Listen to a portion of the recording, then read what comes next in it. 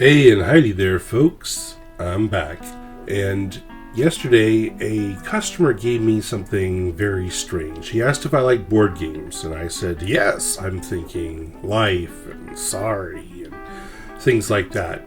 Instead, he hands me this completely nondescript box. After seeing this thing, I suddenly got a crafting idea. Yeah, that's one of the reasons I've been gone. I ran out of content. But I'm back. I've got some new ideas. Let's have a look at what's inside this box. Now, this is a 7-in-1 game box. It's got a bunch of really old games that I don't particularly care about, but the box itself is really neat. Now, I found this thing on Amazon for about $50, or Alibaba much cheaper, but you have to buy it in bulk, which is probably where this person got it. But I'm going to try and make something really neat out of this. This box is a bit cheaply made, as you can tell by this lid just sliding around. I'm going to need to fix that. But let's have a look on the inside. Now, the back of the board has a backgammon board on it, and it's also got this little ridge down the middle, which I'm tempted to leave for structure's sake. And here's a look at the side of the box.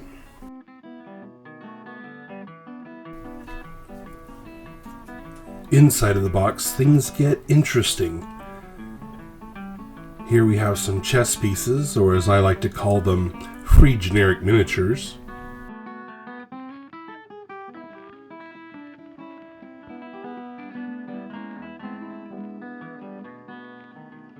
And we have dominoes, which I have no use for yet.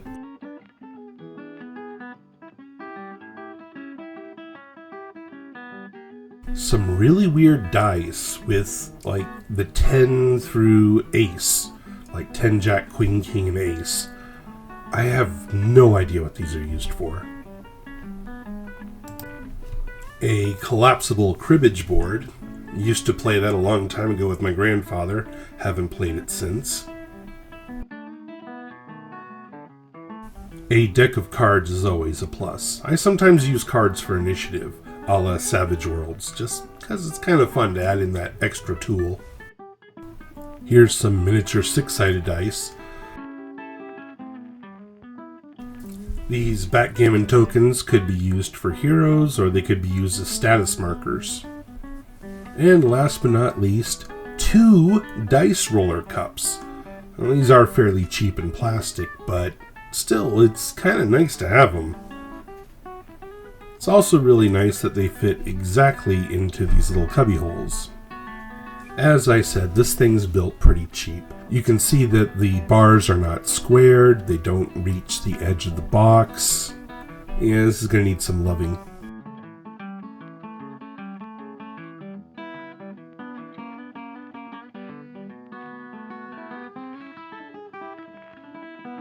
So what's the ultimate goal here?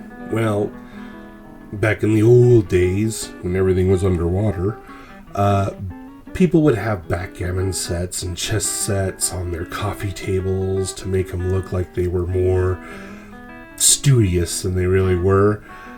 And these tend to be nice boxes. I intend to make this a nice box, but not for backgammon and not for checkers. I want this to be that impressive box on the coffee table, but meant for role-playing games.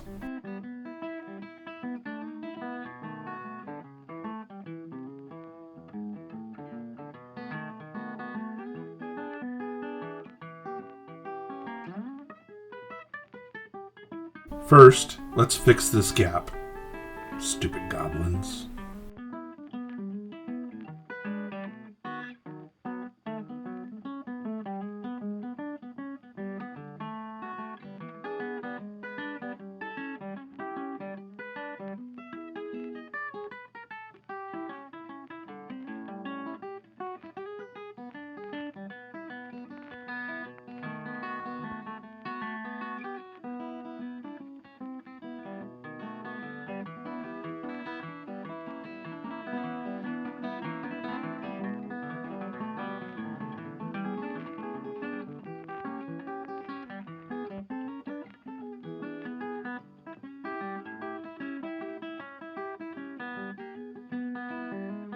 And now it's time to start painting.